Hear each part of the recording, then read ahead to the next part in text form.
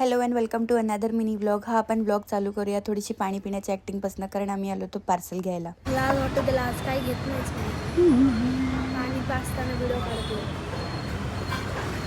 पाप लागल, पाप काय बोला?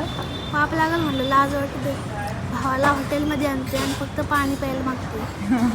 ते पण मला सांगावं लागलं पाणी दे. पाणी पण कोणाला घेतलंय? इथं म्हणतो पाप लागल. पाणी दिलं नाही श्राप लागणार. आहे, श्राप. पाणी दिलं नाही लागणार. मला कोल्ड कॉफी हवी, मला काहीच बोलू नको.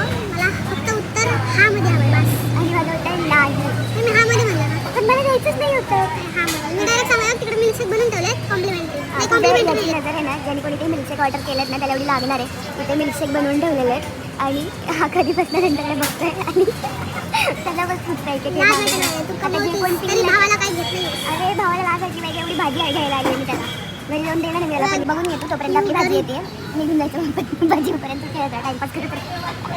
खरंच म्हणते काय कोक स्प्राईट फॅन्टा लिम्का 70 रुपयाचे, 50 रुपयाचे 50 आणि मग 20 रुपयाची थोडी वाटली 2 ग्लास. झालंय तुझं बघून, पार्सल आलंय. आता 20 रुपयाचा फालूदा. अरे मी निघते, पार्सल इथं नको आहे आलंय. मला, मला फालूदा हवाय. मी गाडी पण निघर भाजी. अशा प्रकारे ह्याला काहीच न घेता मी याला चालवलं होतं घरी.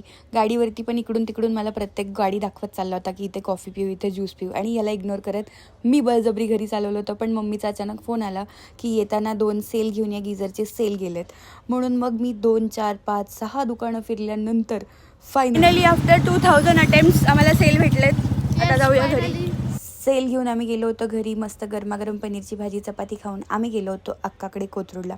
मस्त सगळ्यांनी बसून चहा खारी पिली, बऱ्याच वेळ टाईमपास केला, गप्पा मारल्या आणि आम्ही निघालो होतो. पण निघायच्या वेळेस खूप जास्त पाऊस येत होता, तर खाली आलो आणि गाडी ओली झाली होती. मग आरवला मी गाडीवरती बसवलं, कारण नेहमीप्रमाणे ह्याला गाडी बाहेर काढायची होती. म्हटलं बसू दे, तेवढीच गाडी सुकून निघेल आणि मला स्वच्छ सीटवर बसता येईल. याला मी गाडी बाहेर काढायला लावली आणि मी बाहेर येऊन थांबले तो गाडी काढूपर्यंत. त्यानंतर संध्याकाळी घरी गेल्यावरती अक्कानी पाठवलेली मस्त शेवभाजी, चपाती आणि कांदा असं गरमागरम जेवण केलं. बिग बॉस बघता बघता. तुम्हीसुद्धा बिग बॉस बघताय का मला सांगा, आणि तुमचं फेवरेट कोण आहे हे सुद्धा कमेंट करून मला नक्की सांगा.